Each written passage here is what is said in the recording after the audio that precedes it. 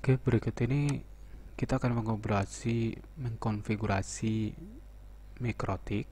Tapi sebelum kita melakukan konfigurasi mikrotik, kita harus terlebih dahulu paham mengenai struktur diagram dari jaringan yang akan kita buat.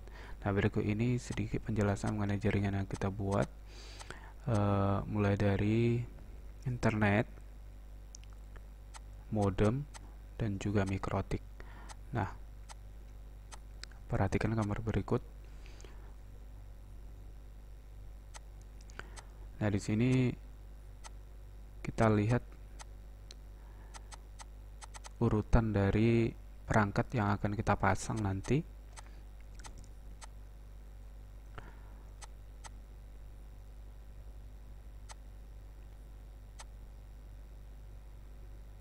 Setelah internet, masuk ke modem, dan setelah modem akan dilanjutkan ke bagian mikrotik.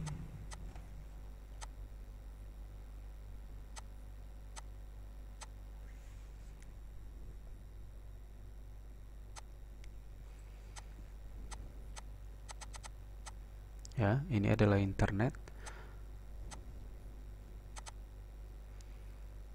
Nah, pada dasarnya internet itu bersumber dari perusahaan-perusahaan penyedia layanan internet atau biasa disebut dengan ISP, Internet Service Provider. Nah, jadi pada contohnya ini kita bisa mengambil contoh adalah ISP itu adalah Telkom, IndiHome, atau biasa disebut dengan jaringan kabel.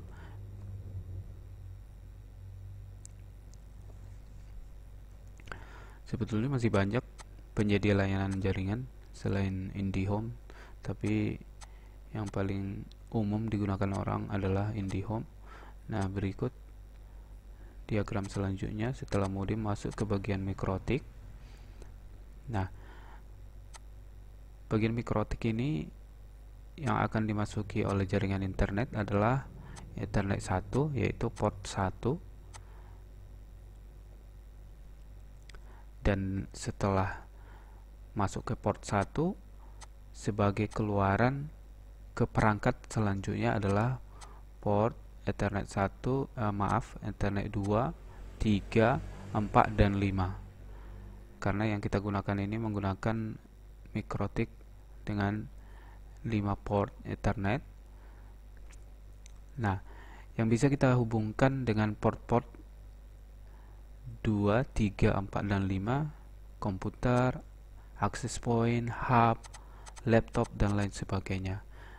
Nah, yang akan kita buat adalah konfigurasi dasar di mana Ethernet 2 nanti akan terhubung ke komputer, Ethernet 3 atau ETH3 ataupun 4 ataupun 5 bisa kita hubungkan ke access point atau perangkat-perangkat jaringan lainnya. Nah, berikut ini bisa kita perhatikan. Ini adalah Ethernet 1, 2, 3, dan 4, dan 5. Ethernet 1 kita sambungkan langsung ke internet yang berasal dari modem.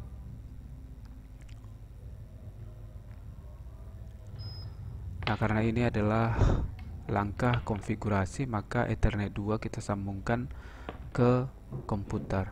Sebetulnya sih pada dasarnya kita tidak perlu harus ke Ethernet 2, Ethernet 3, 4, 5 juga bisa, tapi biar lebih terarah kita menggunakan Ethernet 2. Nah, ini kita sambungkan ke bagian LAN komputer,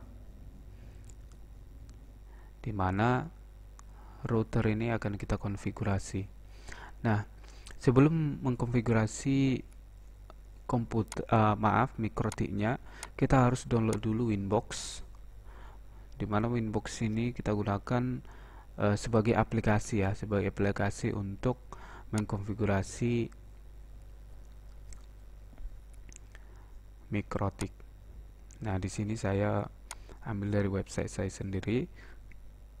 Nah, di sini ada dua bagian, yang 32 bit dan 62 bit. Nah, saya di sini menggunakan yang 62 bit karena Windows saya Windows dengan 62 bit. Nah, ini setelah kita download, saya pindahkan dulu ke desktop biar lebih gampang ya saya gunakan. Ini saya pindahkan ke desktop. Lalu kita buka aplikasinya, kita run. Nah, di sini akan aplikasi akan mendeteksi perangkat mikrotik yang terhubung. Nah, di sini kita login melalui IP address ya, IP address. Nah, di sini kita akan reset konfigurasi yang ada di dalam mikrotik ya. Ini kita akan menghapus seluruh konfigurasi sebelumnya. Nah, ini kita yes. Nah, mikrotik akan restart dan menghapus seluruh konfigurasi sebelumnya. Nah, di sini IP yang tersedia sebelumnya ada. Nah, sekarang kita login melalui match address ya, karena IP-nya tidak ada karena sudah di reset jadi tidak ada IP-nya. Nah, kita login melalui IP address dahulu. Nanti kalau sudah ada IP-nya kita bisa login menggunakan IP address. Ini adalah port-port yang ada di mikrotik.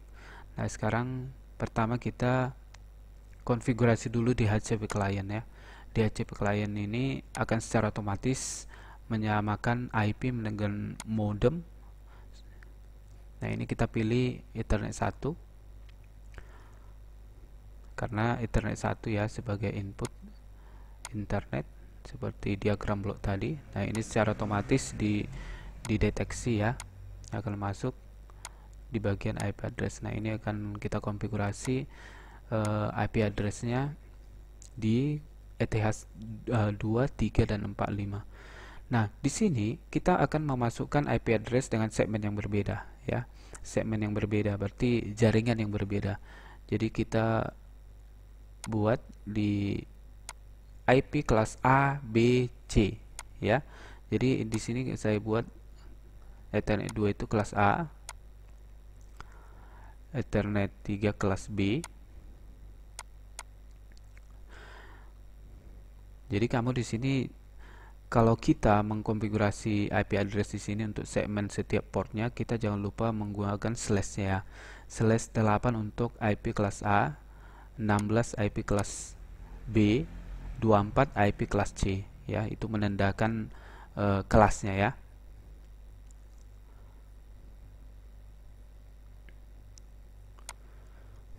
Oke, ini IP kelas B.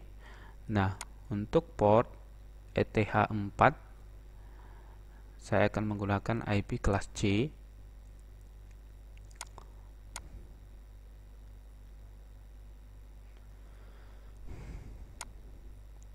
ETH5 juga saya akan menggunakan IP kelas C dengan segmen berbeda ya. Jadi pada dasarnya IP pada ETH2, 3, 4, dan 5 ini menjadi default gateway nanti, default gateway pada perangkat-perangkat yang terhubung kepada port tersebut. Nah, ini udah siap. Nah, sekarang kita konfigurasi DNS ya. DNS ini kita gunakan DNS Google saja. Sebetulnya sih tanpa ini juga boleh karena dia secara otomatis mengambil DNS dari modem ya, dengan IP modem. Jadi boleh kita tidak gunakan. Nah, selanjutnya kita konfigurasi DHCP server. Nah, DHCP server ini fungsinya untuk memberikan IP segala perangkat yang terhubung ke port tersebut. Nah, jadi di sini akan secara otomatis nanti ya, segala perangkat yang terhubung ke port ini, port mana yang akan kita gunakan akan secara otomatis memberikan IP address sesuai dengan IP kelas IP yang kita pakai. Nah, di sini setiap port kita buat DHCP servernya. Mulai dari DHCP untuk port ETH2, 3, 4, dan 5. Nah, ini tanda merah sebetulnya karena belum digunakan ya. Nanti kalau sebuah perangkat terhubung ke port tersebut, merahnya akan menjadi hitam. Nah, setelah itu kita akan konfigurasi firewall ya. Nah, di sini akan kita konfigurasi firewall di bagian general, kita actionnya srcnat. Nah, di actionnya adalah masquerade. Nah, kita apply lagu oke. Nah, di sini konfigurasi sudah selesai dan mikrotik seharusnya sudah bisa digunakan. Nah, kita coba tes ping. Nah, dari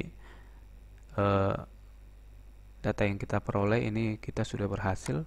Nah, untuk selanjutnya kita restart dulu mikrotiknya supaya dia mulai dari awal ya, supaya konfigurasi yang kita buat tadi lebih baik lagi digunakan. Oke, ini sudah restart. Nah, sebelumnya IP komputer yang kita gunakan harus kita mode otomatis semua ya. Jadi supaya tidak terjadi kesalahan nanti, karena di sini kan port yang kita gunakan tadi sudah ada IP addressnya ya. Di sini port 2 tadi kita gunakan IP kelas A. Jadi supaya tidak mengganggu, IP dari komputer kita ubah secara otomatis saja. Kalaupun kita kasih nanti IP addressnya, kita kasih sesuai dengan IP yang terhubung ke port tersebut ya. Kalau seperti ini IP kelas A ya, kita buat nanti konfigurasi kelas A pada komputernya. Nah, di sini kita otomatiskan saja.